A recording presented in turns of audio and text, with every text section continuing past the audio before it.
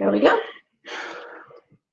You started off. Oh, I gotta start it off again. Yes, ladies first. Ooh, ladies first. Y'all don't know about that. All right.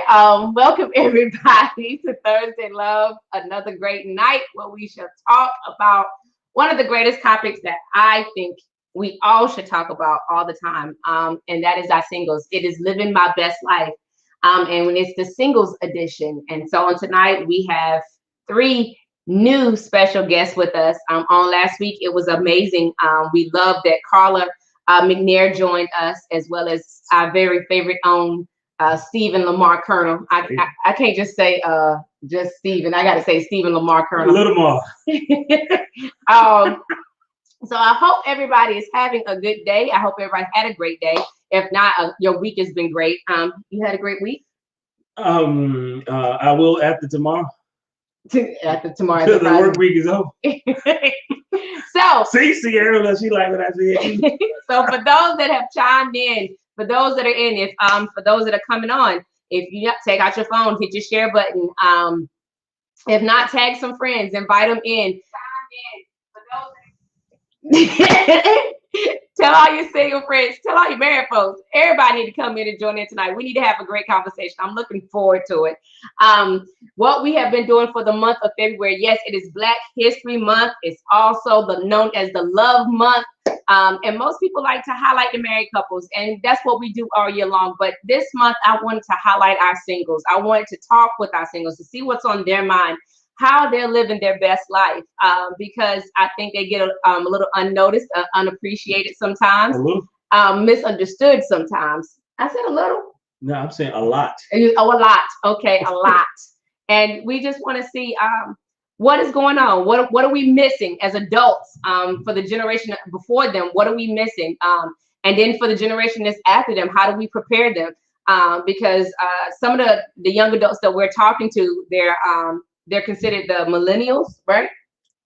Yeah. Okay, they're considered the millennials. So I don't know, Taylor. Well, yeah. So we're not gonna.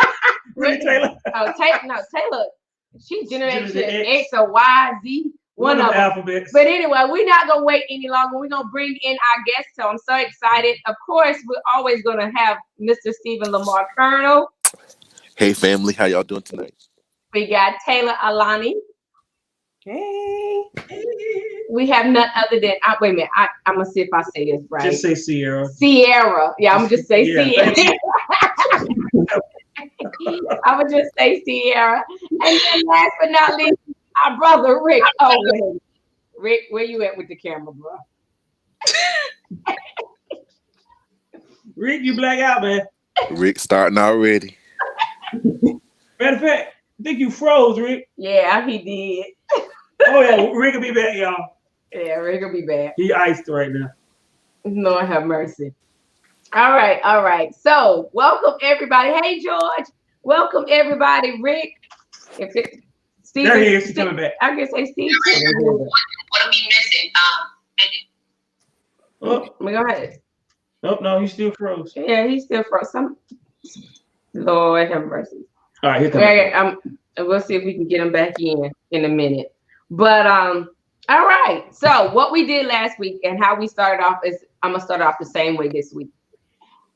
So it's Black History Month. Name a Black History moment or fact that you did not learn in school. And you can't use Google. You can't use Google. So I'm gonna start with you were a school. You were a school teacher. Well, I got one from today. So everybody knows Gorilla Glue Girl, right? Oh yeah. Oh really, Steve? So the doctor that was able to get the glue out of her head is an African American male. Literally from Africa. He's literally from Africa. He was able to create the solution to break the glue down out of her hair. So black people, we smart. We real smart. Some hair. He was able to do all of that at the hospital. I don't know what hair salon he worked in before that, but he did it at the hospital. So that's a Black History fact. Yeah, it is. All right. Wait, man, look, Steve, I'm proud of you. Way to lead, man. I got you. There you go. Now, ladies, what y'all got now? I got one. I just found out yesterday. Krispy Kreme donated donuts when Martin Luther King passed away to a lot of churches. Wow. Wow. I didn't know that. Yeah. Need him to donate something to me. You don't need no more Krispy Kreme I'm donuts. about to put this weight bench together. Right. I'm trying to get Rick on. That's my right, that's my Taylor. Black History moment right What you now. got? I I got just to say it. found out today that I don't know if y'all know who Jordan Peele is, the writer. He writes scary movies. He was the first Black screenwriter to receive an honor for the Oscars, I do believe. Yeah. See, this is the reason why we can't negate y'all generation. Cause y'all smart. Y'all smart. Y'all smart. All right. What you doing? I'm texting, talking to Rick. He said his connection dropped. Okay. So he's trying to get back on. He said he's gonna get back on in a minute. So we're just gonna go ahead and move forward. So you want to tell them why we here? You go ahead, lady. You always bring it on me. You do. You bring it always. You always bring it back on me. It's all right. Okay, here we go. We want 2%, lady. All right. So the reason why we keep Steven up here, we love Steven, but Steven brought up. We had Steven on last, I say October, November, and I think it was October, and in 2020, and we did a singles edition, and Steve had put on his Facebook post a lot, like months worth of single posts. And it really sparked my attention because I really wanted to reach out to our singles. Because if y'all didn't know, for those that are up here and those that are chimed in, Thursday Love's motto is loving me, loving you, loving us. And so we always try to reach the individual first because that's the first part of our motto, loving me. I had to learn how to love me first before I can learn how to love you. And then after I learn how to love you, I got to learn how to love us. That's 3 different dimensions. And the thing is, a lot of times we mess up because we're so busy trying to love you that we don't know how to love ourselves. And I think it starts when you're single. I said last week when I was single, I was living my best life because I enjoyed being single. I didn't look to get married. I didn't want to get married. So that was my plan. Did you look to get married? You was looking to get married though, right? I was just looking to live holy, so I needed to get married. I didn't grow up in church, so that was my testimony. I'm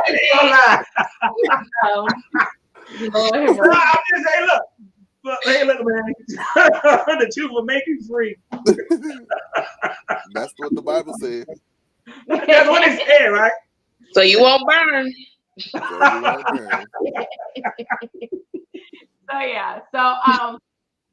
So I wanted to continue to have this. I didn't just want to have it one time. I wanted to continue to have this, and I wanted to really touch on certain topics. And so on this topic, I will continue to touch on because all of y'all, were y'all raised in church? Sierra, Taylor, y'all were raised in church. So everybody up here was raised in church. Okay. Hold on, were you born in White Rock, Sierra? No. Okay, cool. We know where Taylor was born in.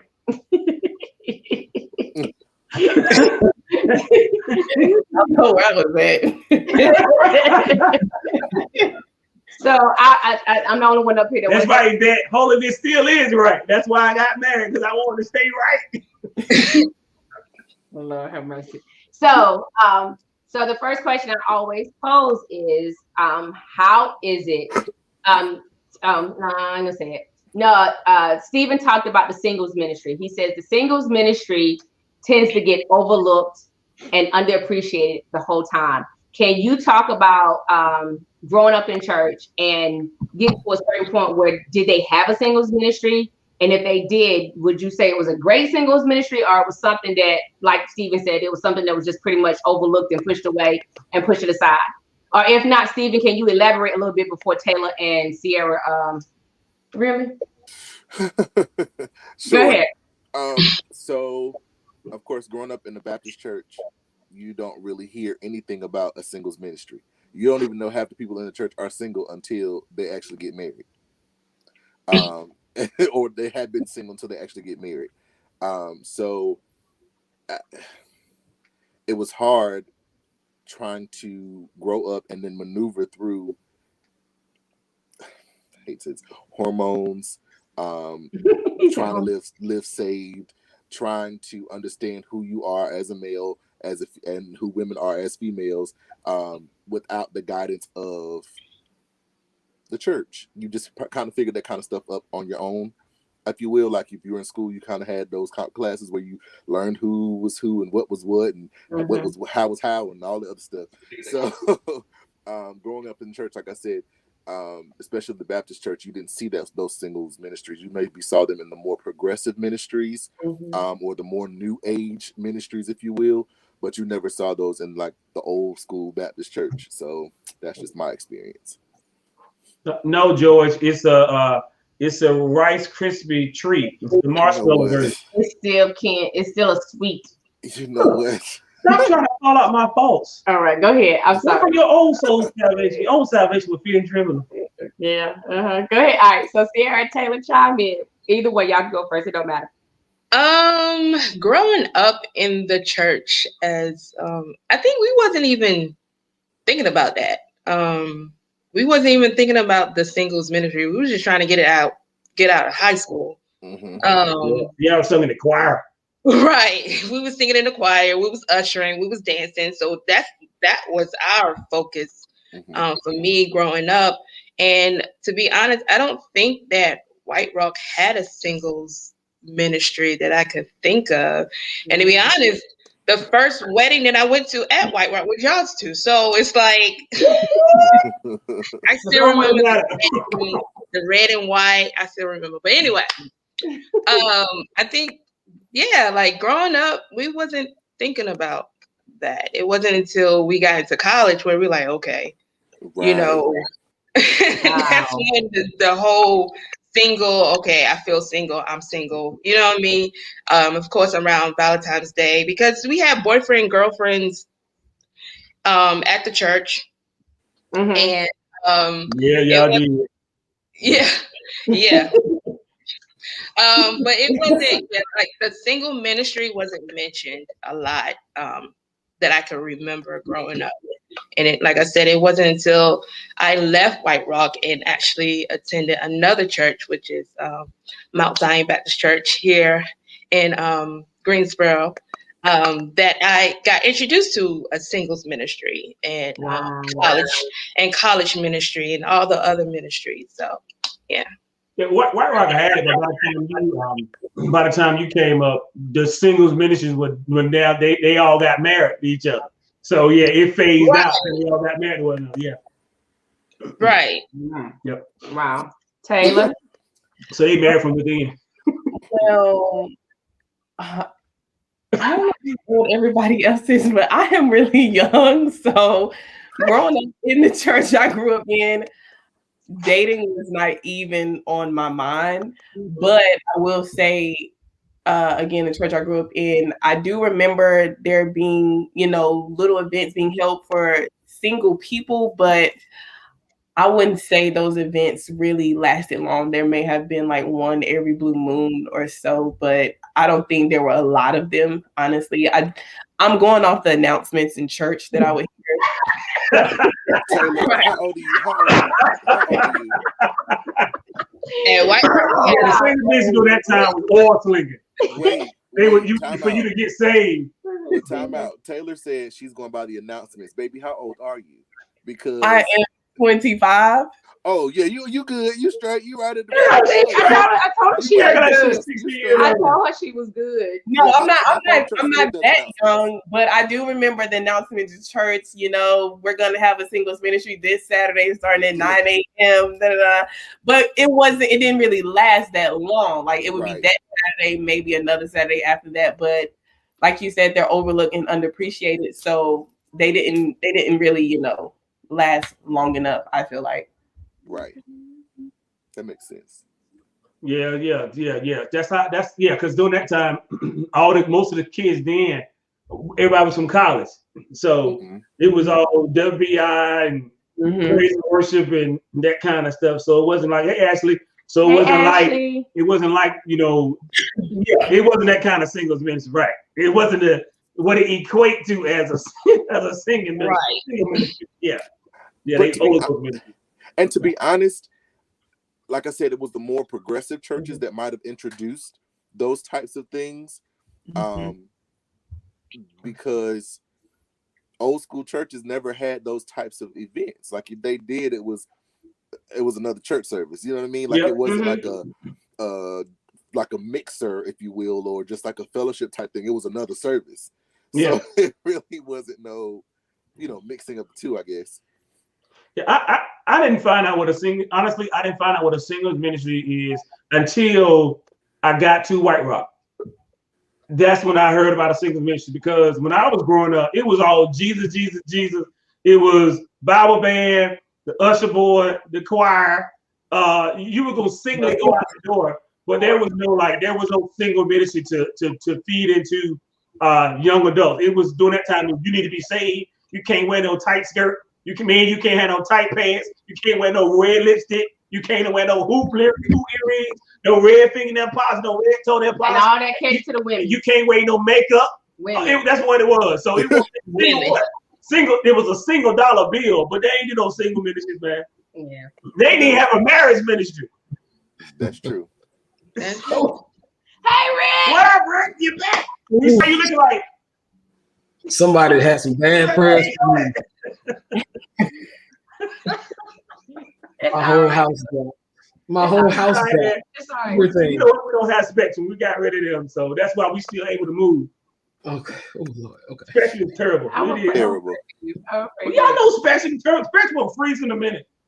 All right, so everybody is here, and we're excited that everybody's here. So I want everybody to take a couple of minutes to introduce themselves. Tell us a little bit about yourself so people can know who you are. So since Rick, I'm gonna bring it back to Rick. I wanted everybody up here to introduce themselves. Rick, go start with Rick.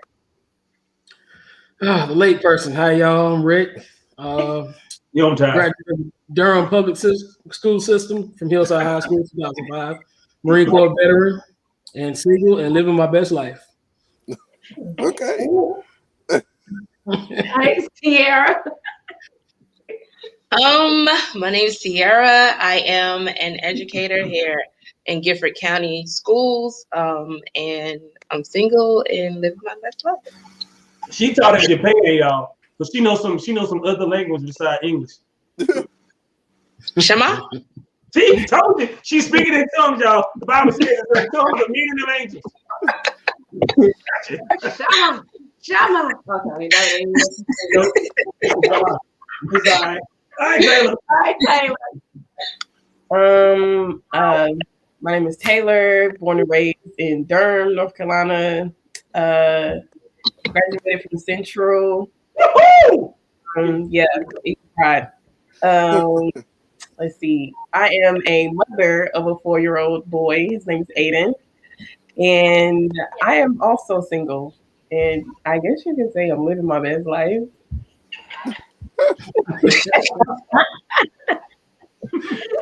Well, all right. Steven. I am Steven. Y'all know me by now. And I'm 33, born and raised here in Durham, North Carolina. Riverside High School. I'm having fun. I am. Right. Hallelujah. Angels Hallelujah. Jesus. Yeah. So the next question, please.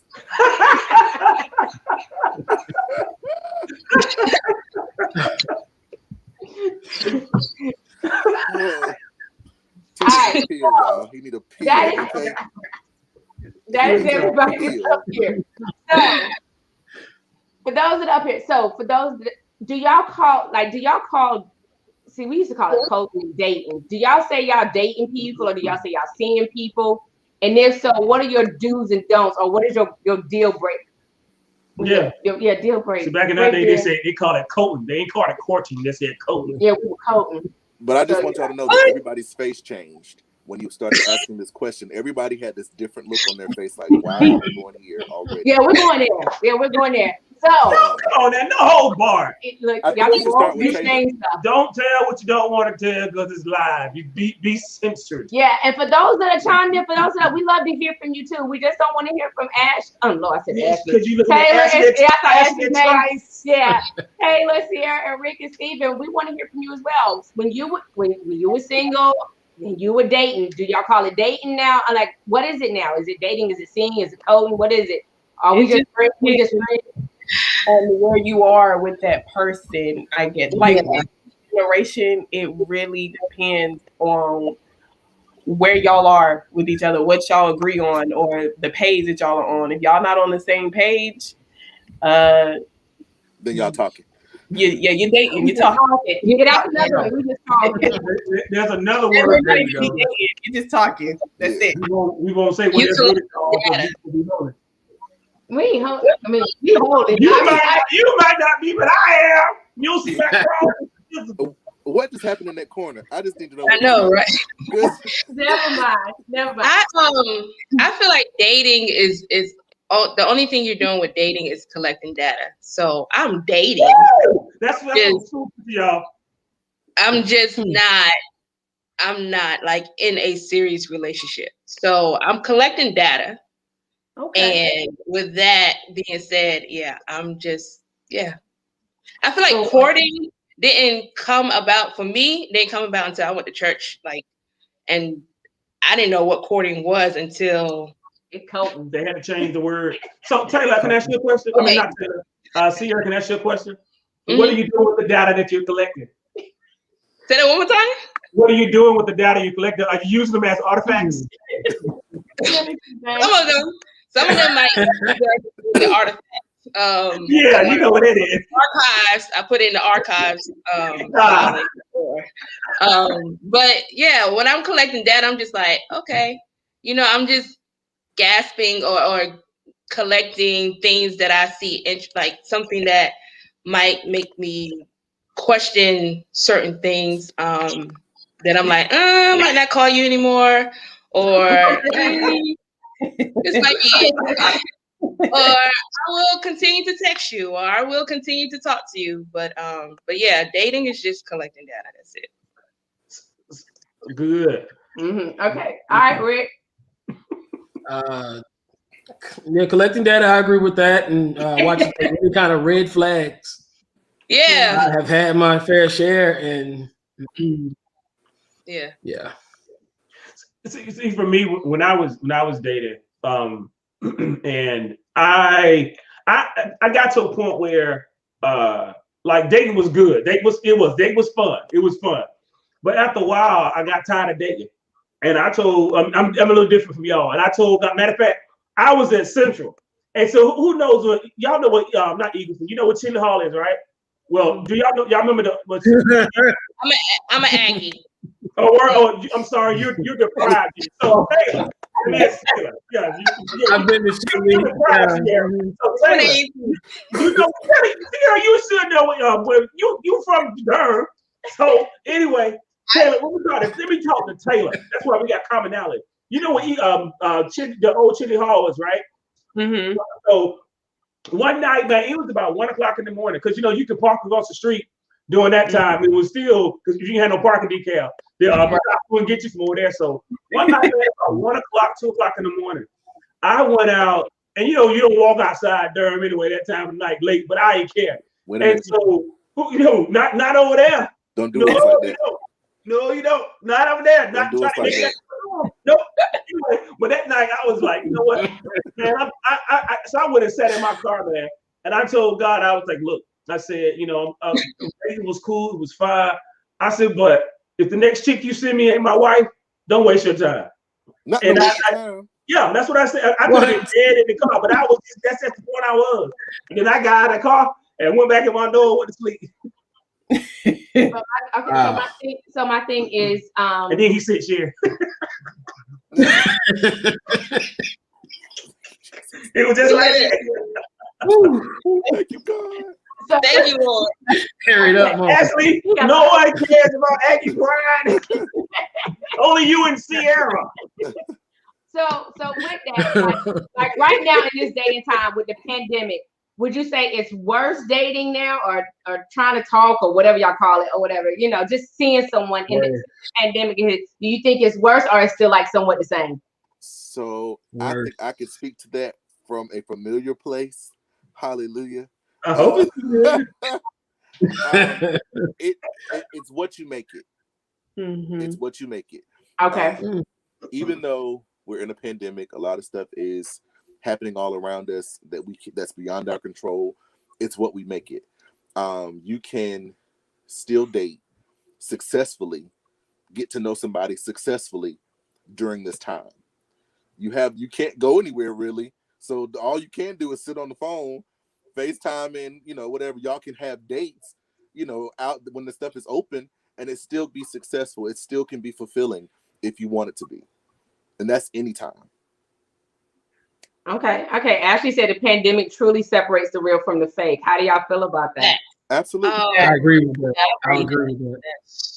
It shows you I agree with that. To sit around and possibly lay up, and it shows you who actually is trying to get to know you, who actually wants to, even if you can't go out and do anything, it shows you who just wants your time, maybe go for a walk, or sit outside or enjoy the sun or do something, versus who wants to just Netflix and chill, sit on your couch, or I feel like layup is but layup mean what it means. Right. Layup.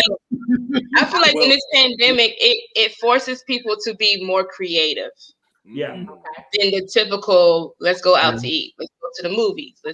So it creates like a more think outside the box than, for me personally, I'm on the apps.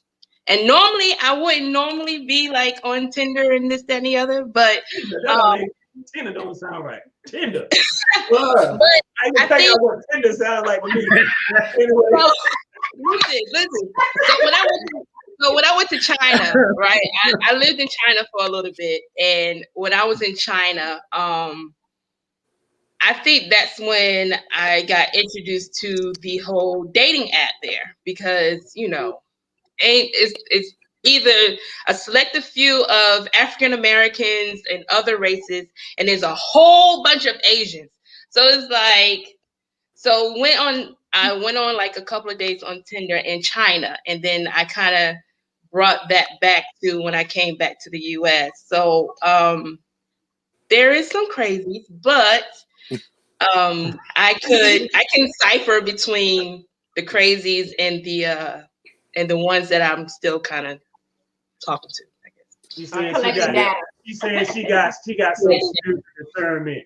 She can separate the wheat from the tares. But to speak to the creativity part of it, being somebody who did go on a virtual date or do a virtual date during this pandemic, it was hard because it's a time difference.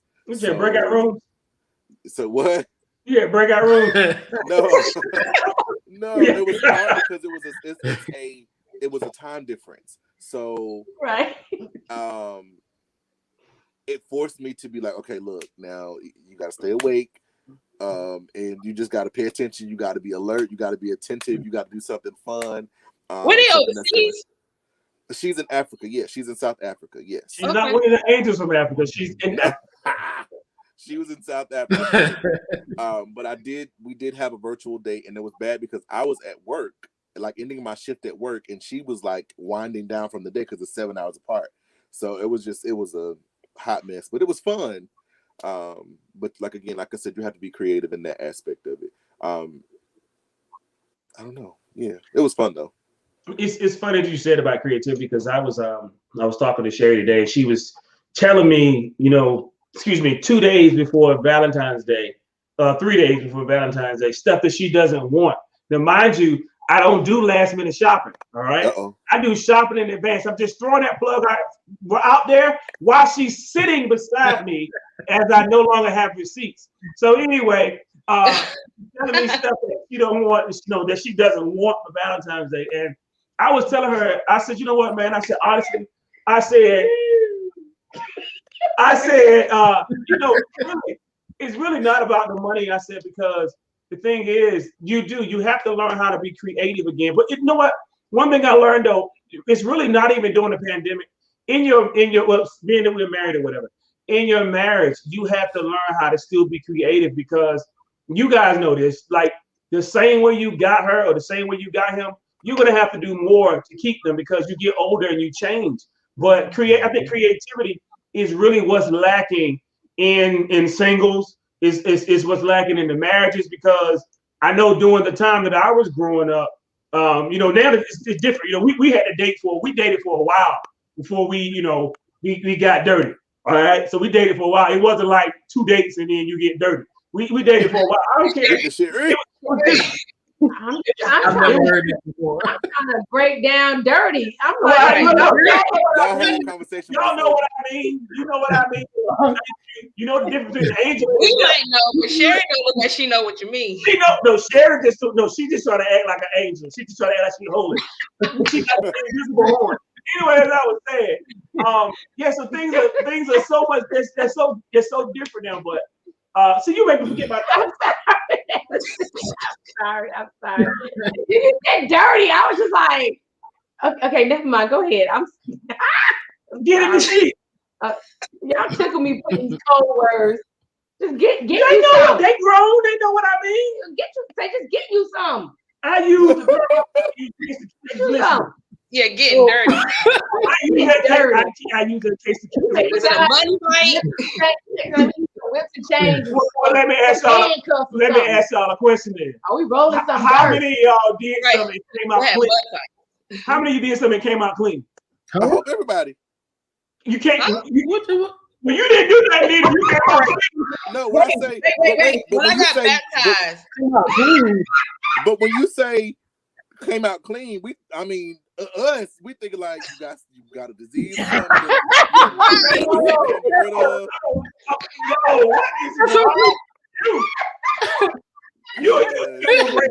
No, I'm talking about when you do something, you don't come out clean. I ain't talking about having no disease. I would say infected. When I go under the water, when I got baptized, I came up clean. How many times you Twice. Paula, I'm with you. Wait. I think Taylor like it. This is too much. Taylor 25. She is too. I'm just trying not to say too much without me. I can talk because I'm married. Rick, you mighty quiet. Usually you be typing and I can't get you to hush. Rick, you went into the military. So Rick, military man.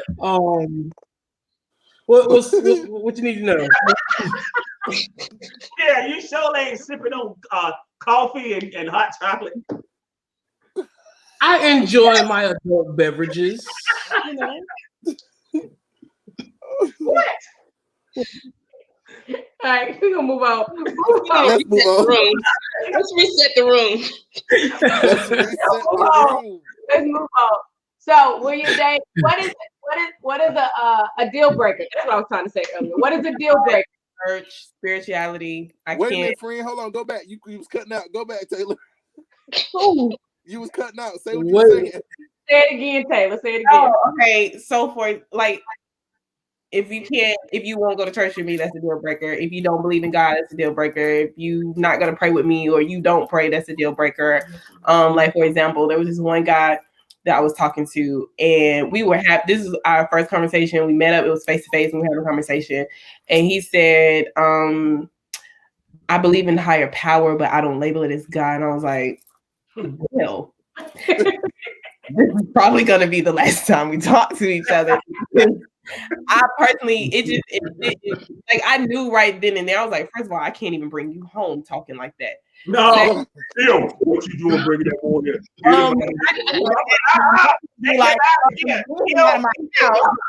Yeah. So like those are deal breakers for me. It doesn't even really feel right it doesn't even sit right with like your spirit to date somebody who's like, I believe in higher power, I don't believe in God. And it's just like, I feel like I need to go to the altar just by that enter it into my, ear gates. Like It's not. That's definitely a deal breaker. Okay. Taylor is churchy. She said ear gates, y'all. Taylor say for real, y'all. She said ear gates. Yeah, Taylor was born at the altar. She sure was. Whatever she did, it drew her back. Okay, Rick. Deal breakers. I'd have to agree with spirituality. For me, the biggest part is once I see how you act or interact with your elders, how do you treat them and how they respond to you.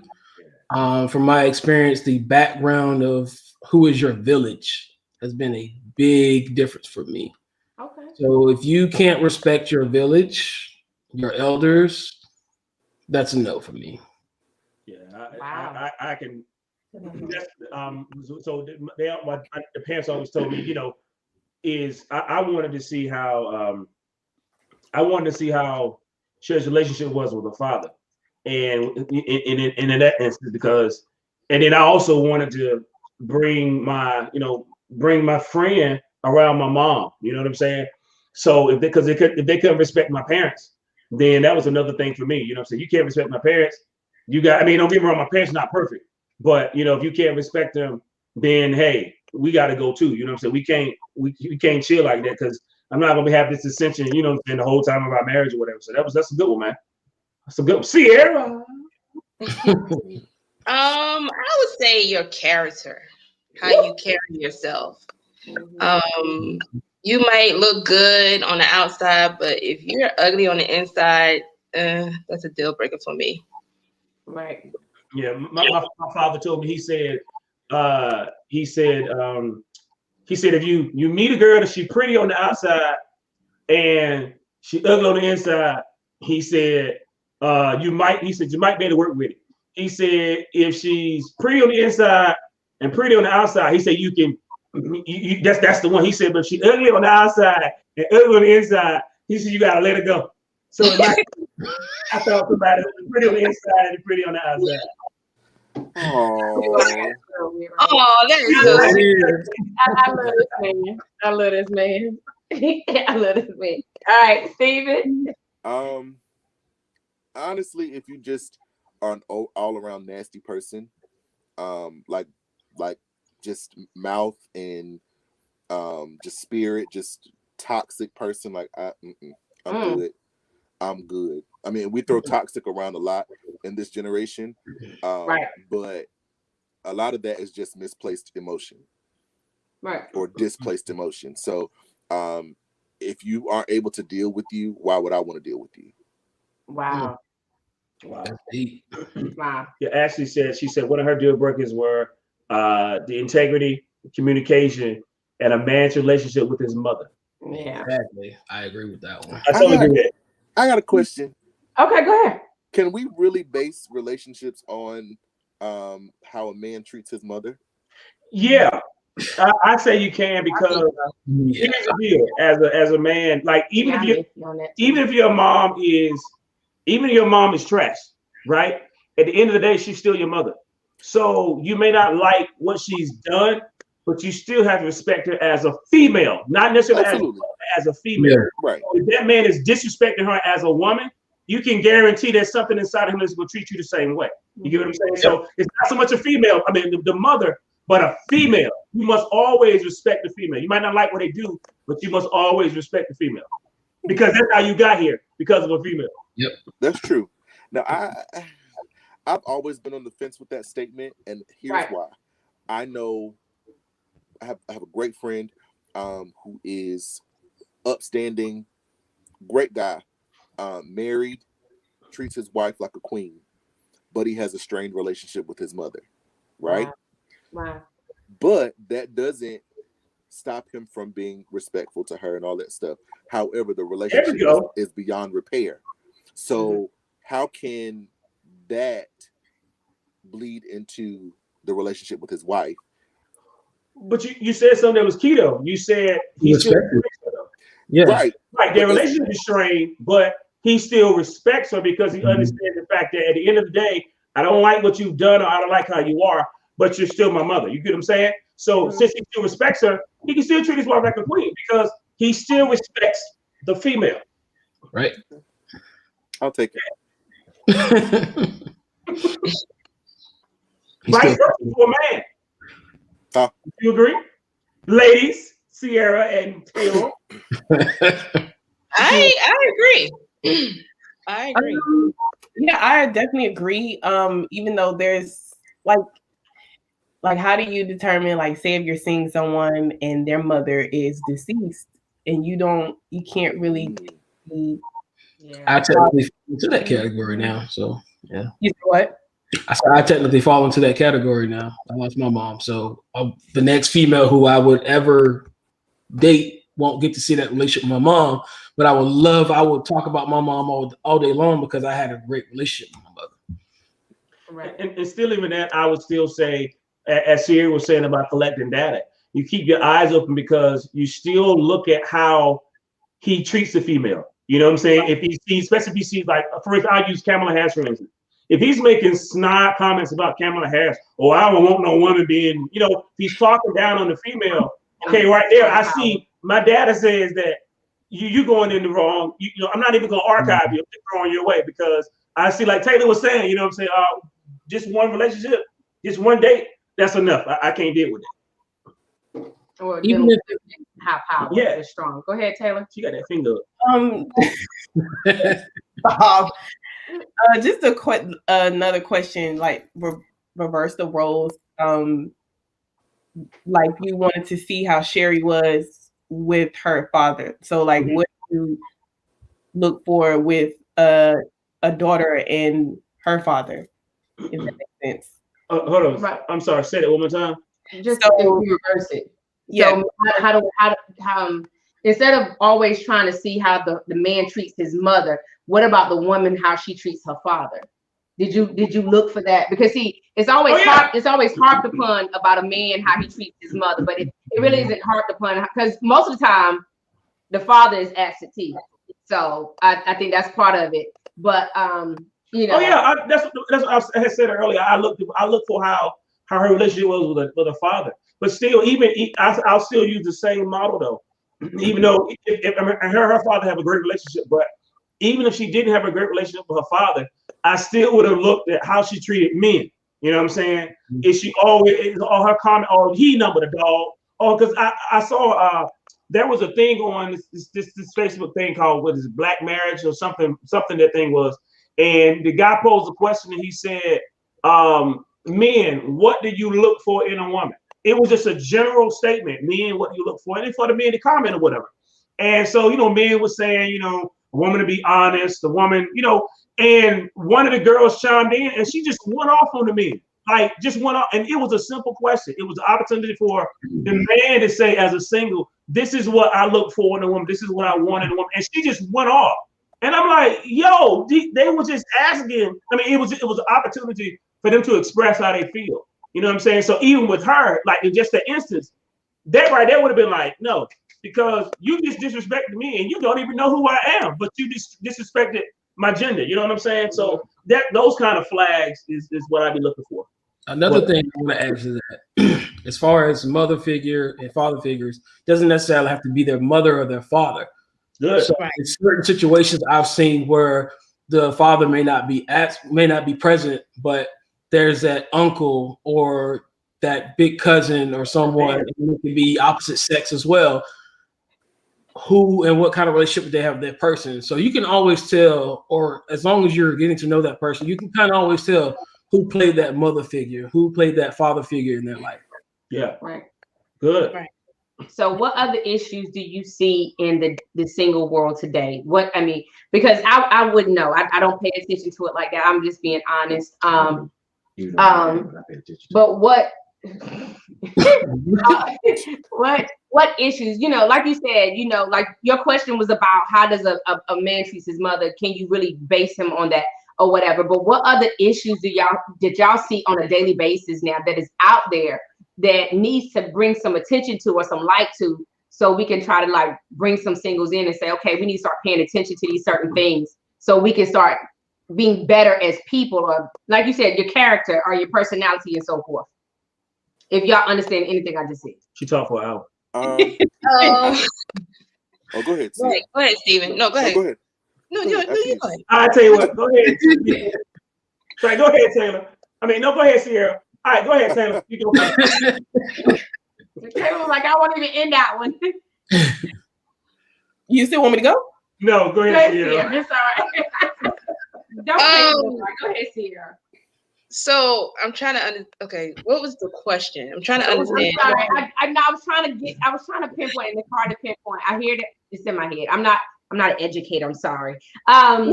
She's educating somebody. So you pointed out that can we base someone's character on how they treat their mother? Okay. Mm-hmm.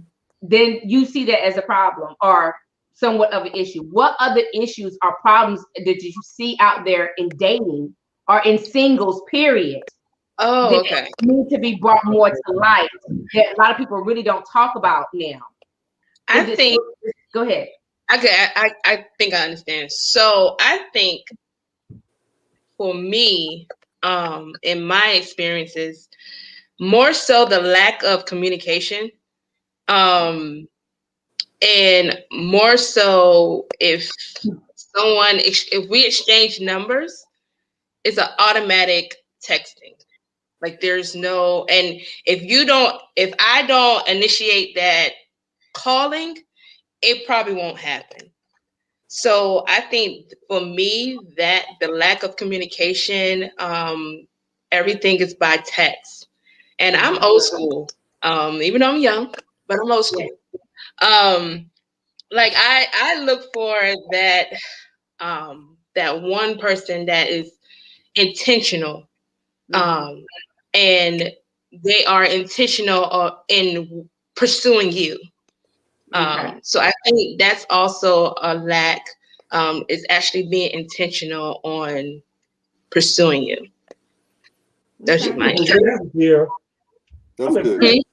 You get some good answers. I'm impressed. You need to write a book. Go ahead. You need to write a book. With that intentionality, I think in the same breath, accountability is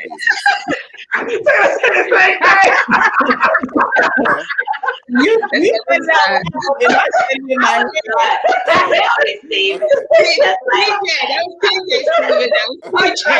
just said it. He said, I like intentionality. I said the same thing. I said it in here, and I was like, in your head, right? Y'all are nuts. Okay. But and you thought you said it up there, Taylor, but it came out of your mouth. It did. But accountability is missing. That's one of the biggest things that has plagued the single pool, the dating pool, whatever you want to call it, for the longest time. Because no one ever wants to be accountable when they're wrong. Wow. Nobody. I don't care what you say. No, you don't want to be accountable when you're wrong. I think when people are dating, some people don't want to be accountable to somebody that they're not married to. But how can we progress to anything more if you don't want to be accountable to me when we're dating? Right. I have a question though. Okay, good. But just devil's advocate, right? Do I necessarily have to be accountable to you if we just hooking up? Like, I think, or would you say that you should be accountable to the person, period? Like, if you just, there's a difference between moving towards, the altar versus just chilling. You know what I'm saying? So you think a conversation should be had? I think a conversation should be had first before I'm professing to you everything that I'm doing and everywhere I'm going. You know what I'm saying? Once we've had that conversation and it's understood, okay, this thing is gonna get serious. I need to let you know, what's up. Okay. Exclusive. So there we go. Exclusive. So that's where the conversation is. Exclusivity. Who's speaking another language now? Stop. Y'all know what I'm trying to say. Y'all know what I'm trying to say. When you exclusive, that's exclusivity. That's it. Woo, got it. Yeah, when you're exclusive, then I think that accountability thing comes in. But up until then, until we had a conversation, I don't owe you that. Hold on. That's facts. You may not owe me anything, but you do need to. You owe me a little bit. Just a little bit. Just a little bit. You don't owe me Well, that. no, Because, I'm not saying. Wait. And here's why. Here's why I say that. Because if we have the conversation of, hey, this is where I see us. This is where I see us progressing to. Yeah. But you still don't take me serious in that. And I found out you out here got a date Tuesday. We going out Thursday. You got another date Friday. Sunday we meet up again. Hold on, because now I'm gonna have to check you. Yeah, but you just said though, after you've had that conversation, that communication. I'm talking about before you have that communication. Once you have that conversation, hey, look, all bets, it's we let each other know what's up. I'm on the fence. But until then, that goes as far as like older people, like older than me, like parents and grandparents. My voice is so big, older than me. 25 and a half. That's older than you. I've had a little cough and whatnot, but they tell us don't put your eggs all in one basket. There we go, Taylor. Here's my thing with that. Me personally, and this may be my issue with dating because I struggle with that. I can't do that. I can't be like, well, I'm not gonna put all my eggs in one basket. Here's all my eggs, and I'm gonna sit them right here. Right. We're gonna do this. And my toxic trait is that I expect that from the other person. But I'm the type of person, we're gonna have that conversation first before we go further, because that gives me the option to either leave it or take it. And once we have a conversation, okay, we're gonna go somewhere. My plan is to take this somewhere. My plan is to make you my girlfriend. My plan is I see a future with you. Then you know what? Again, here's all my eggs. Now, if you come off to me and we had a conversation and you're like, I ain't really trying to, all right, well, my eggs, and I'm taking them, egg here, egg there. Since, and that with that type of person, I just won't even waste my time, because that's a waste of time. I won't even pursue you or talk to you. Rather, I won't even hold conversation. But I think it takes a certain, depending on a specific person, it depends if you're in that place in your life yet. Like, are you willing to just talk to this person, waste your time and have fun? Are you at a place where you're just like, nah, I'm just gonna leave that and go pursue something else?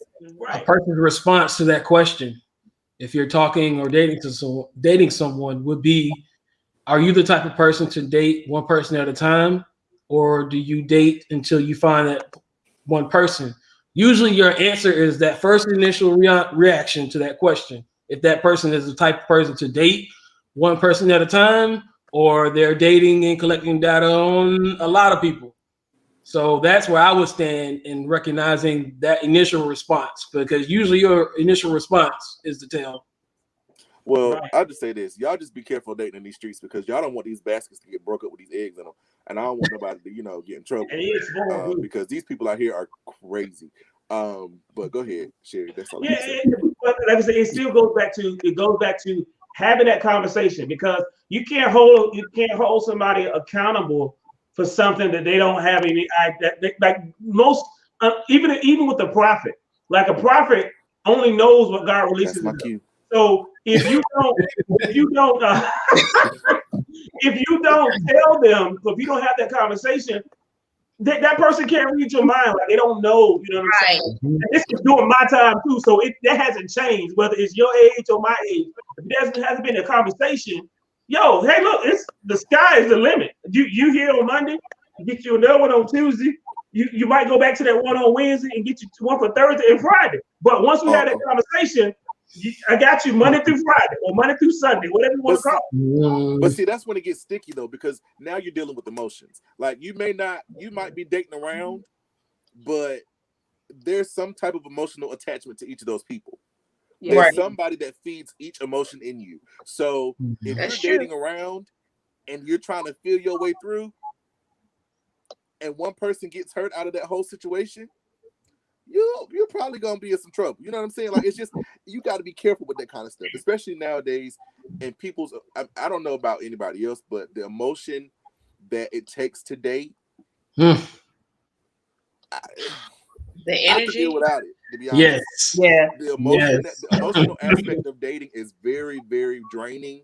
It's it hurts sometimes because you don't want to be somebody else's like bad experience. Does that make sense? Yeah, it does. sense. But when you use the term dating, generally, you've already had that conversation. Right.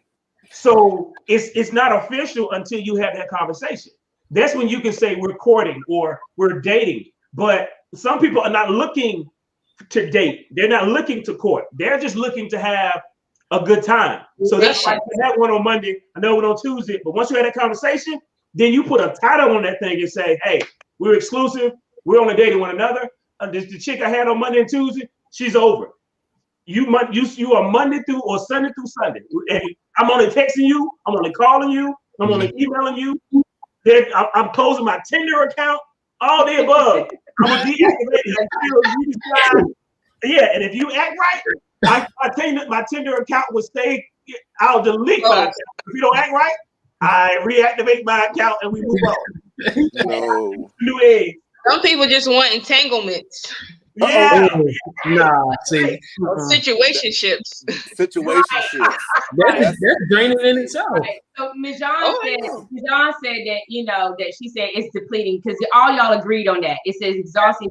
Now, would you say what is the reason for that? Because what I've heard is a lot of millennials and stuff, they don't Taylor, you what generation X, Y, Z. Anyway, so they said, they said it might be a new creator. I don't think I am generation X. Isn't millennial?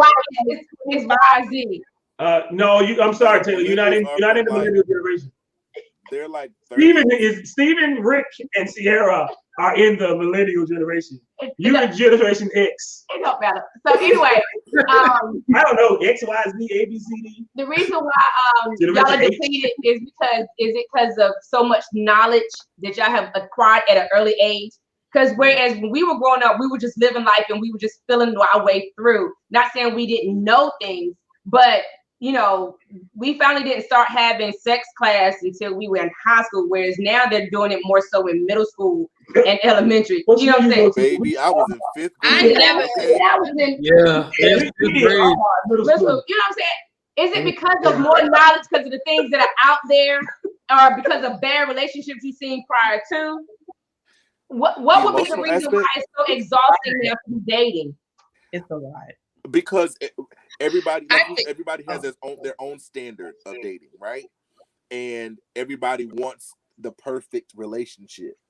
And we think we're going to have the perfect relationship just by dating, the first person that shows us interest. That's not how it works. Right. But then we start putting all of our emotion into them, feeding them, nurturing them, caring for them. When it doesn't go as planned, now we just like, okay, Lord, you know what? Forget it. I'm going to a monastery and that's it. I'm done. I don't know about a monastery, but anyway.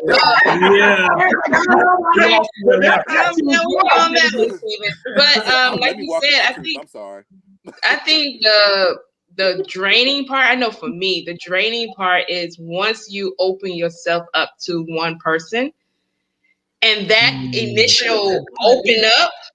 It takes a lot to open up to a stranger. Absolutely. So then for you to open up to a stranger and then they don't really, I guess it doesn't work. Mm-hmm. Then you got to open yourself up to another. So that's draining. Yeah. Opening up, period, is draining. So I think that part is actually the initial can be draining. And then the trust part of that. Yeah. And you let somebody into your life, your personal life. Yeah. You let people into your space. Gotcha. Right. Because like for me, I'm by nature, I'm an introvert. Extreme. I can be extra all day long. Like I can be extra with the best of them, but I can get into a room and I'm good all the rest of my life. But for me, because I'm about to say something, and I was like, what? Me and Sherry been married. We've been together since 90. Well, we've been together for 20 years, 21 years. And we've been married for 15. So it took me, we got married in 2005. I think 2000 and, what year did I tell you? It might have been 2017. Either 2017, 2016, 2-3 years ago, where I completely, and this is just me, y'all. I'm not telling you how to do that, but it took me that long to completely trust her because I don't trust. Yeah, I don't trust Izzy. Like, no, I don't. But once I trust you, yo, you're there. You know what I'm saying? My eggs, Taylor, are in that basket, and they stay in that basket. You know what I'm saying? And because the Bible says, man, put your confidence in no man. You call that trust, whatever. But it took me that long to trust her because I don't care, woman, man, they human, man. At any moment, them jokers can flip. You know what I'm saying? And I'm like, yo, if you flipping, all right, that's good because I ain't put all my trust in you, so that's good. I'll take that right on back, and I'll go to the next one. But now my eggs are in there, so she had the option to crush my eggs. You know what I'm saying? I would advise her to crush my eggs, but she has the totality to crush it because I trust her. You know what I'm saying? So I got you. Yeah, I understand that, Sierra. Yeah, I agree on the trust part. That part is very draining, especially when you dealt with past, especially when you are pretty much walking around with trust issues. And me personally, I hate to hear that somebody saying, "No, I have trust issues," because I have trust issues too. But I feel like at this point, globally across the world, everyone has trust issues. Everyone has been hurt. Everyone has been through something. So the whole trust part, I agree that is really draining because, like she said, just opening up to somebody, it's a lot. Because once you open up to that person, I think you create expectations for that person, and you expect them to. You almost expect them to, I guess, not to do you like the last person did you. Same thing. And it's like, honestly, it's really not fair for us to do that to people. It's really not fair for us to create those expectations, which me personally, I'm preaching to the choir because I have major trust issues. And my problem is that when I open up to someone, I expect them not to. So I'm always on my toes when I'm dating. So once I open up to you, I'm always on my toes. Like, is he going to do this? Is he going to do this? Like, little thing is like, it's driving me crazy up here. And that's the draining part for me. At one point, it got to the point where I was like, I'm done. Like, I don't even want to be with anybody. I'd rather be by myself. And because I have a son and that companionship, it was just like, I'm good on everybody. I'm good on all of you because, like Mijan said, depleted. That's just where it had me because I wasn't willing to put myself out there anymore to even trust anybody. Right. Ashley says, yes, it takes a lot to take down the emotional wall that keeps your emotions in check. And when it's not reciprocated, you have exhausted all that you have. So you're running on empty until you're filled again. Yeah, I put a post on Facebook today. I said, don't allow your don't judge your current situation by your past hurts, because that's what we'll do, man. Like, because that last person, that last girl, because that last guy, you know what I'm saying? They were crazy. Now, instead of us just saying, all right, okay, they hurt me, I open myself up to them and they hurt me, but I'm gonna let myself heal and then I'm gonna keep moving on because everybody's not gonna treat me that way. What we do is we look at everybody the same way so we put everybody in the same category as that last person did us. You know what I'm saying? And it's not fair to that next person because it's a new start. You know what I'm saying? This is a new relationship. And so when we put everybody in that same category, it's unfair to us too, because we cause ourselves to miss out on what could possibly be, you know what I'm saying, a good thing or the final lasting thing, but because we're still hanging on to what that other person did because we haven't taken the time to heal, you know what I'm saying, we miss out on what's good, which is why it's so important that we don't hop out of one relationship and get into another. I'm talking about singles too, that we don't hop out of one relationship and get into another relationship because you're dealing with your heart, you're dealing with the matters of the heart. So you have to give your heart time and feed your heart those things that will give you the opportunity to heal, so that you can be like completely free and open to what's new and what's next. You know what I'm saying? It's easy, and it's easier said than done because we just I have on that. So a part of that of healing. So I don't care what anybody says, man. It takes time to heal from a broken heart. Yeah. I took a long time. And you get to a point where you get out of a relationship and you think, well, it's been about a year. I should maybe trust me, it's well beyond a year. And in that point, it took me a while to realize I just needed time to myself. And some of my close friends knew my situation. So the big thing is there, you surround your people with others who are going to help your healing process. Good, man. Yeah. Very good. Yeah, it is vital. Like you owe yourself. You owe yourself. Whether you've been married or whether you've been dating, you owe yourself the opportunity and the time to heal. You know what I'm saying? Because when you're dealing with the matters of the heart, like you said, it's draining. And you can say what you want to say, but when you're dealing with your heart, it's pressure. You know what I'm saying? I mean, it's literally health-wise.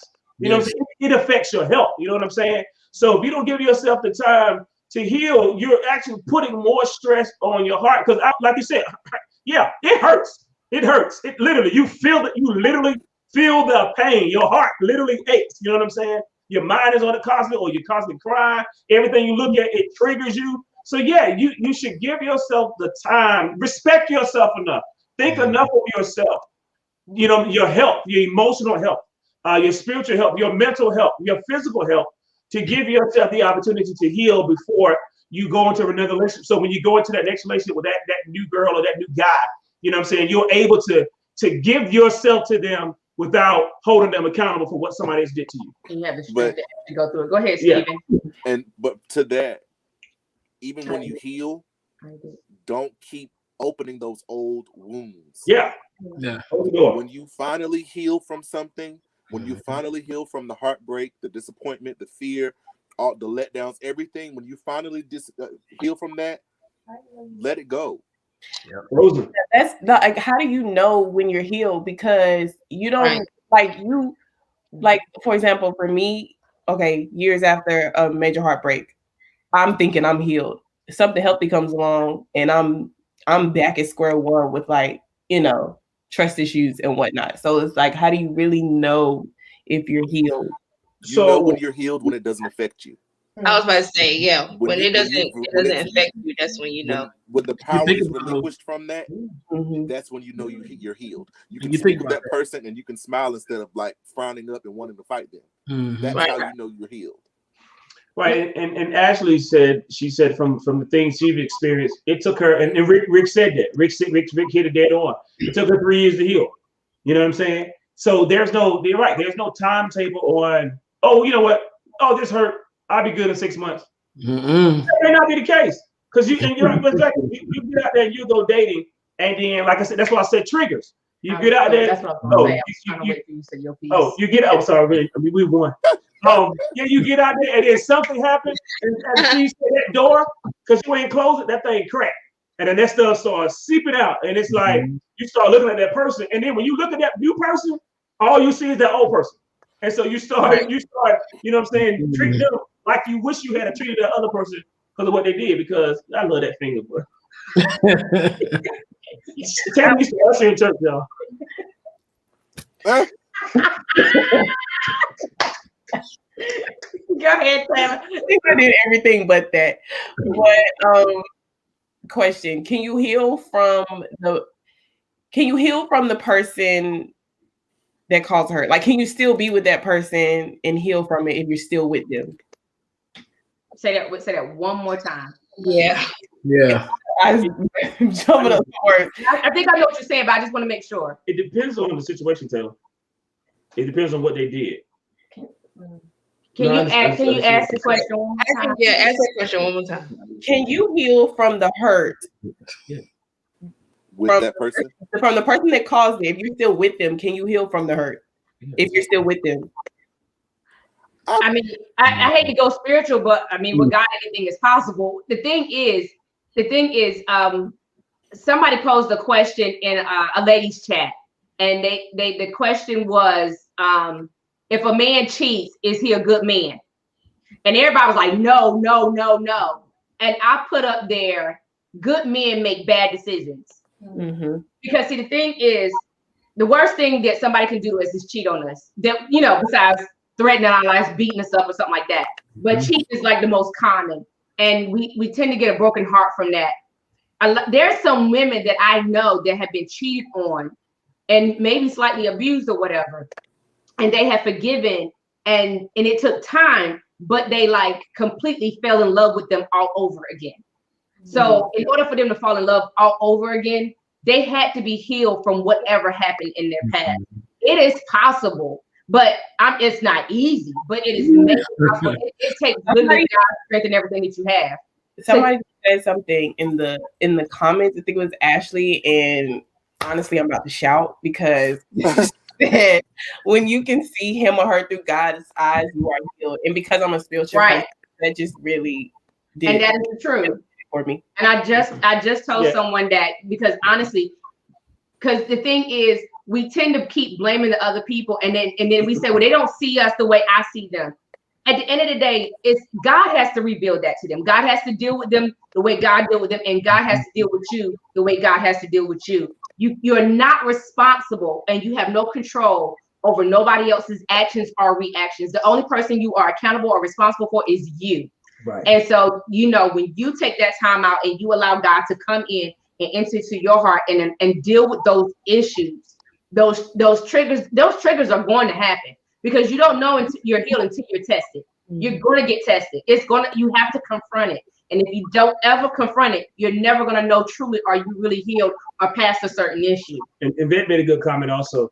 One of the things that you also have to do too, you have to examine yourself and see if you had any fault in the breakdown of their relationship. Because what we do is, when things like that happen, we point the finger at that person. Well, they did this to me, they did that to me. But you also got to examine yourself. So, well, what did I do wrong also to cause this thing to go south? You know what I'm saying? And in the healing, what could I have done to prevent it? And I said, certain actions, but also once you do that, you have to now say, okay, they hurt me. I'm not going to continue to blame them because they hurt me. Maybe they didn't know no better. Maybe they did know better. But at the end of the day, all that really matters is that I get healed. I'm not responsible for them any longer. I am responsible for me. I have to make sure that I get healed, especially if you have children. I have to make sure that I get healed so that I don't take my hurt and my pain and my lack of trust and put that on my child. You know what I'm saying? Because children are the smartest creatures in this world. Them jokers can pick up, they like a doggone prophet, God, angel, whatever you call it. Them jokers can pick up feelings they can pick up feelings. They can tell when you sad, when something's going on. You ain't even open your mouth, but kids can pick that stuff up. Right. You know what I'm saying? So that's why it's so important for us as men and women to, you know what I'm saying, to make sure that we take the time to heal, because we'll spew that stuff on other people. Right. You know what I'm saying? You're treating your child wrong, or you're treating you're talking mean to folks because you're hurt. And there is a saying, that saying is so true, that hurt people hurt people. You know what I'm saying? So if you're hurt, love yourself enough to get healed first before you date anybody else. Because there's gonna always be men out there. There's gonna always be women out there. So you can, and I'm getting old. Well, if that's how long it takes you, like Ashley said, it took 3 years. If it takes you 3 years to heal, so that you can heal completely, so that you can look yourself in the mirror and love what you see and be happy with you, then do what you gotta do. Well, I think the rule. You want to go ahead? You can go ahead. You can go. Before I forget, can you? Is it possible to heal while you're with someone? Not with the person that hurt you, but can you because that's where I was going. Okay, that's where I was going. Some people. Yeah, I think it's possible, because what if you're with someone, everything on your list lines up, like they're spiritual, they're a great person, they're respectful, they're just everything, but you are triggered by things, and it's you that's playing on your mind, and it's you that's causing all of these, everything that's going on in your head. Can you still be with that person and heal, even though they're not causing, those the damage? Right. It's just you. Can you heal with that person? Or do you let them go? I'm your witness. I was going to say, Sherry, can you give this story, please? Because I am a living witness. I recall this one. Because I was about to say, there is an exception to the rule. It's not for everybody. And I want to throw that disclaimer out there. It's not for everybody. I think God picks certain ones he chooses to do this with. There are certain relationships. When I met TJ, say for real, like we knew of each other, but when he really came into my life, I was damaged. I was seeing a guy who had a girlfriend. I was the other woman. And we had a sexual relationship. It was not a relationship, it was a sexual relationship. And we had done some of the most mess, and I was exhausted and I was tired. And I was not only exhausted and tired of me and what I was doing, but I was also exhausted and tired with my life. I was about to be a senior in college, and I didn't know where I was going and what I was doing. I didn't have no identity, no self-worth, no love for me. And I was, in my opinion, it was one of the lowest points at that time of my life. And I said, God, I didn't know God because I wasn't in church like that, but I knew there was a God. And me and my mom and my sister drove down to New Orleans, and my uncle and them went to a gambling club, gambling casino. And I couldn't get in because I wasn't 21 just yet. I was 20, but I wasn't 21 just yet. And so I had to walk along the beach. And so it was nighttime, and I won't go into the kids' casino. And so I was talking to God, I guess. And I said, I don't want to see nobody else. I don't want to talk to nobody else. I don't want to deal with nobody else. I am tired of me. I need to get my life together. I felt like I was so damaged, so insecure because of all the things I had done prior to those years. And then he comes along literally the very next weekend. And the knight in shining armor. I did not want to see him. Not my type. I did not want to see him. Bald head, athletic. He just wasn't it. And I kind of nudged him away for a minute. Couldn't get me away. But he was like a gnat. He would not go away. and I tolerated him. Even though I was a mess, I tolerated him. And before you know it, though, I graduated from college. So that whole year, I graduated from college, and then I'm like on my own. I'm like, okay, what do I do with my life here? And he is still here. And he wasn't pressuring me to go to church. He wasn't pressuring me to live holy and be saved and all this stuff. He was just literally just being a friend. And because of him being a friend, it allowed me to slowly but surely start my healing process. It was because God literally brought him into my life to save me. Physically, literally, spiritually, however you want to say it. He used TJ to bring, because of him, because TJ started talking to me about my past, why I did the things that I did. Most women do not open up about the things that they did with, and most guys don't want to know, and he wouldn't do it all the time, but from time to time, he would start talking to me about certain things about my past, and he would ask me certain questions, and I would tell him, because I've always been this chick about honesty. I'm going to tell you my truth. I'm not going to lie, hide, or shame about it. And it was because of him, I learned how I healed. I literally walked into my truth, and I was able to trust again. I was able to love again, and I was able to receive love because I never knew what love was. Like I said before, I didn't want to get married. I saw my life living single, no children, no man. I was just going to enjoy different guys here and there and enjoy my life. And that's how it was for me in high school and in college. I didn't have no real relationship, no boyfriend, no girlfriend. It was just me having fun. So God literally used him. So I do believe that. I do believe that God will send someone in your life to help walk you through your healing process or your deliverance process or your salvation process or whatever it may be. He will. I believe that is possible because I am that exception to the rule. Because like we just talked about for 15, 20 minutes, that get healed first. But there are some exceptions to the rule. And see, you notice she said she was on the boardwalk in New Orleans, right? So she's on the boardwalk talking to God, and I'm in the car at Central. In my car, telling him the same thing. You know what I'm saying? And then the thing is, though, when I met her again, and my brother, I met Sherry in '94, and but when I saw her again at my brother's graduation, but you guys know how Janet Jackson looked on Poetic Justice, how she had those braids, and what exactly how Sherry looked. And so I'm at my brother's graduation. This chick called my name, so I'm like, "Who is this chick that knows me in front of live in the city now? Know my name in front of all these folks?" And it was her. And so I had my nephew on my shoulder. We talked for a bit, but when she turned around and she would go walk off. Now there was something there else that caught my attention, but let me be spiritual. When she turned around to walk away, God spoke to me. He said, "That's your wife." And so when I looked around, I was like, "What?" And he said, "That's your wife." And I was like, "All right." well, if she's your wife, when she's my wife, then you gotta, you know what I'm saying? You gotta do this thing. And so that's one of the biggest reasons why I didn't let go, because during that time, I didn't really know God's voice per se, but I knew when he talked, I knew that much, because my whole inside was like, it just changed. You know what I'm saying? So I knew when he said that. And, and then, 20 some years later, you know what I'm saying? Here we go.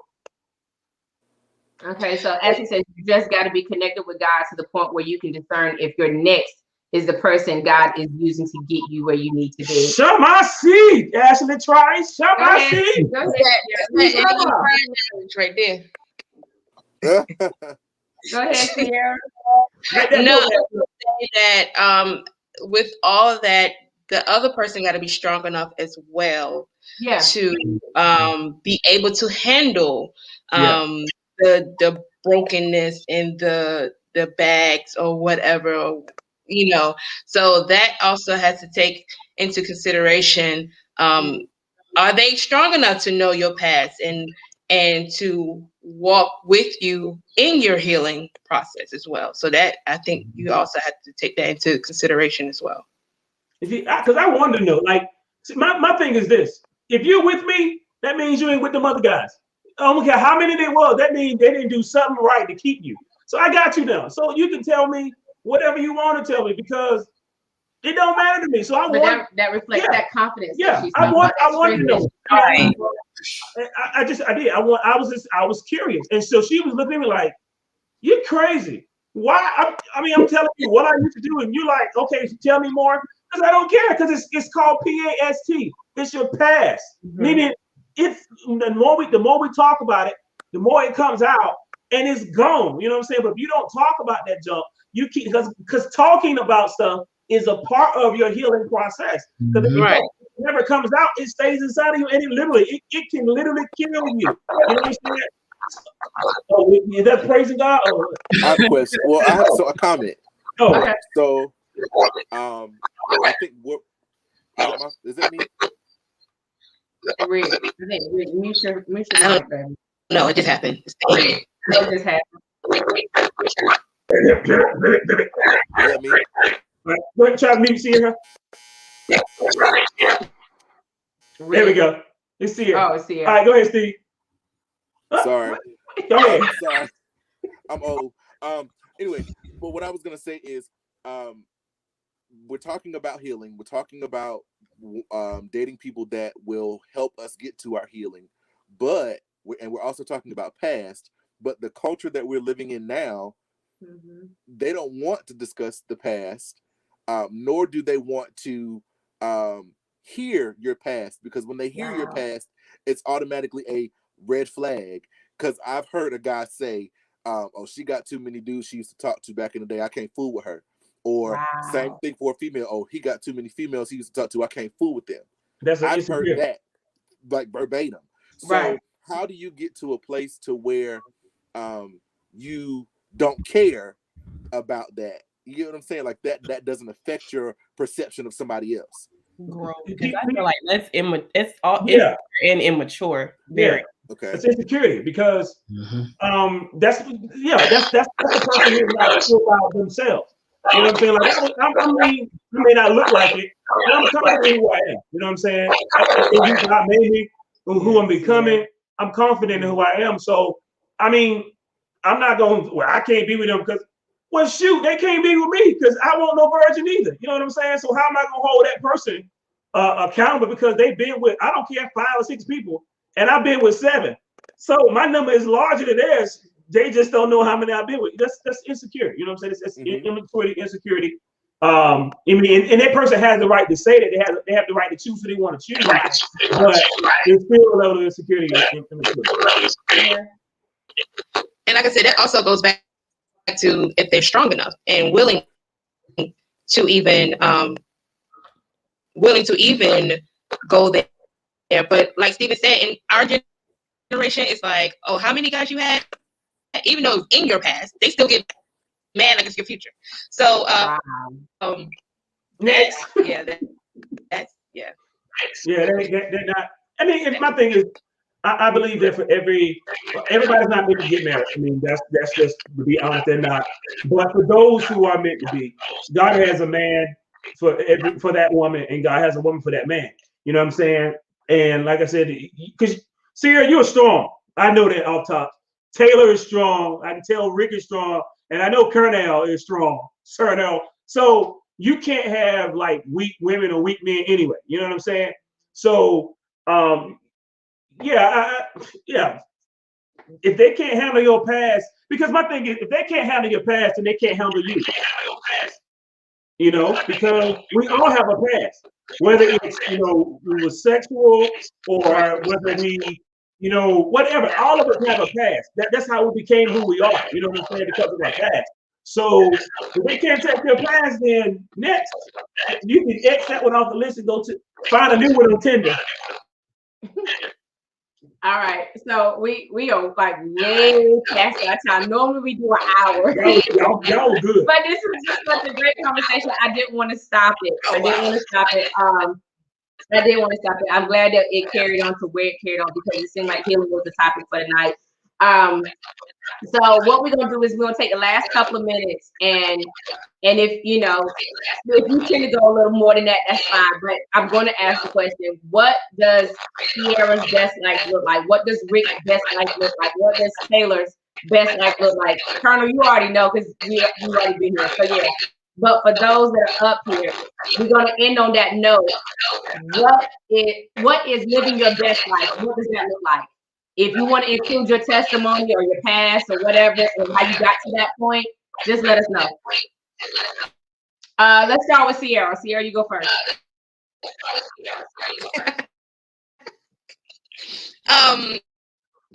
So what living my best life look like?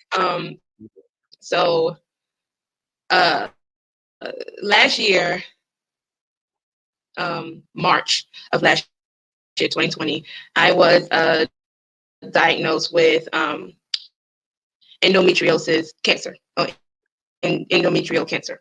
And I'm 32, and when I was told this, it was just like a whole lot of emotions went through my head as far as having kids, because that was one of the major issues, because the doctors didn't know how far the cancer was in my endometrial area. So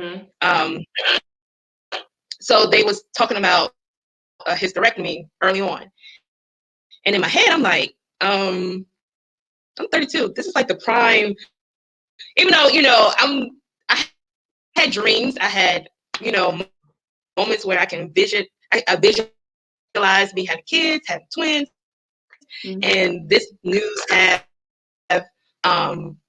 really pierced my ears. So after that, I did have to get a hysterectomy. I am cancer free, so thank God for that. Amen. But I think that after that was when I believe after that was when I decided to live for me, because I was so wrapped in the plans that I had.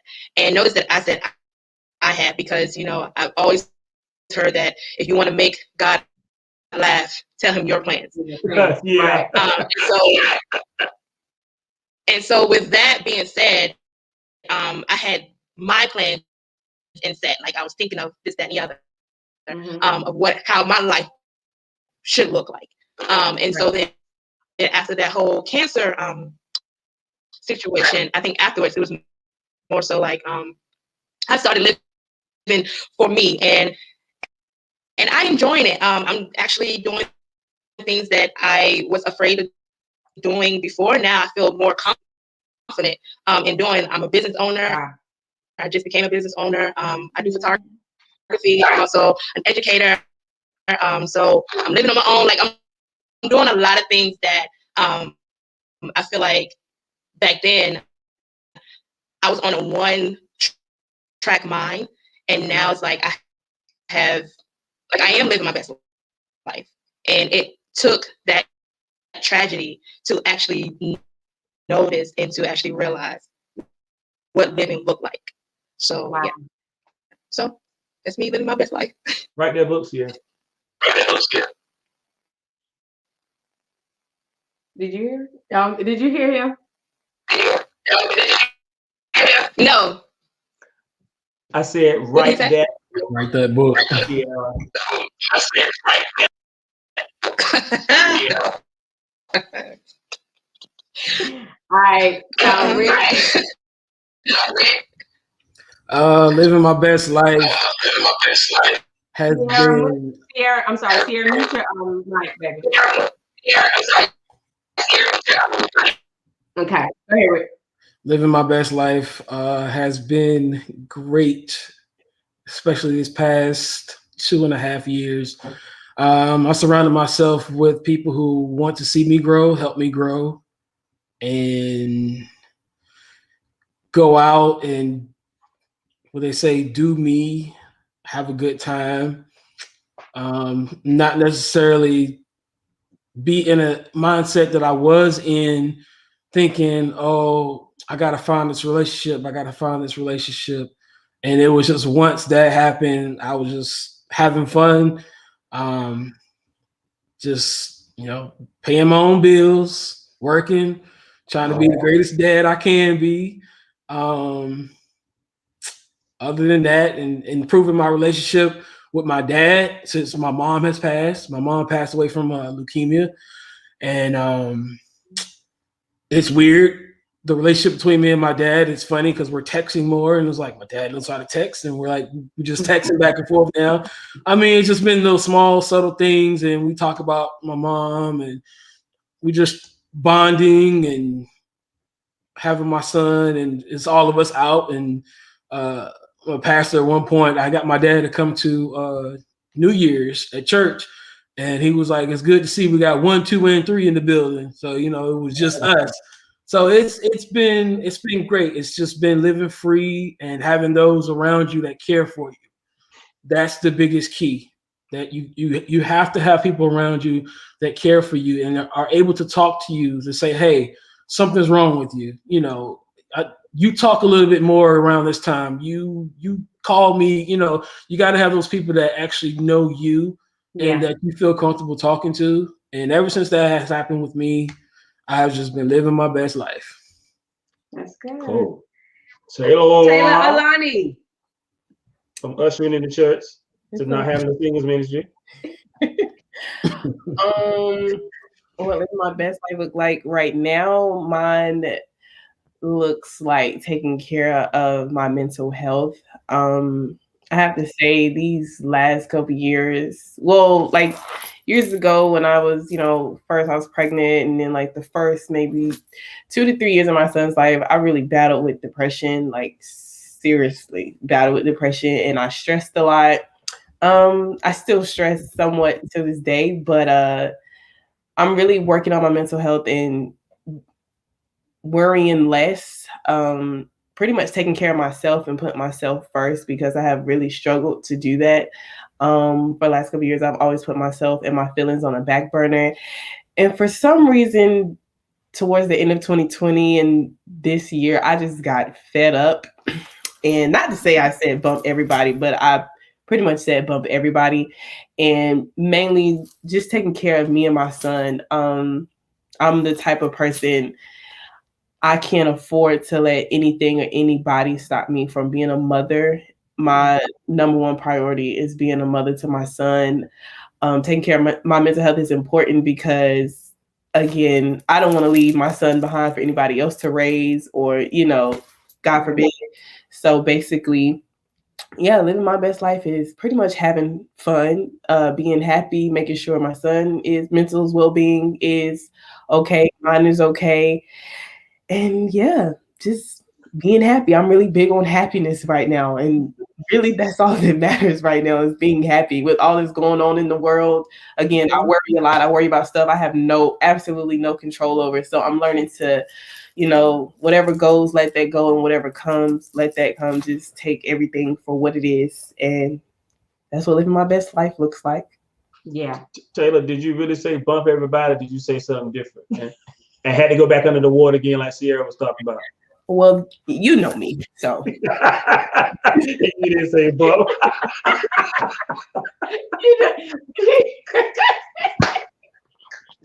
Your mama ain't gonna watch this.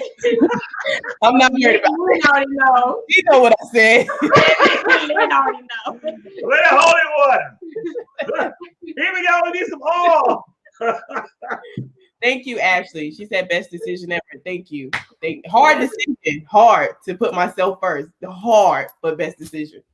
Yeah, it's a balance. I think that's the thing. Because my thing is. Go ahead, teacher.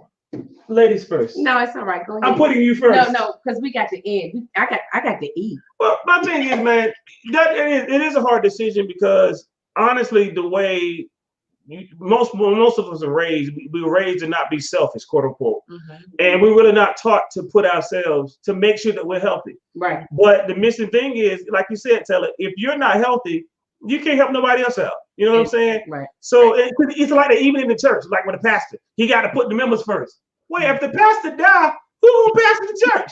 They gonna get somebody else. You know what I'm saying? Right. So you have to say you got to put yourself first. You got to put your mental health first. You got to say, I love y'all, but you know, I need to take a time off to, you know, to make sure that I'm in a good mind frame so that I can do what I need to do. And right, if you're not taking care of yourself, you can't depend on nobody else to take care of you because most folks are like, all right, deuces. I'm you know, so that's good.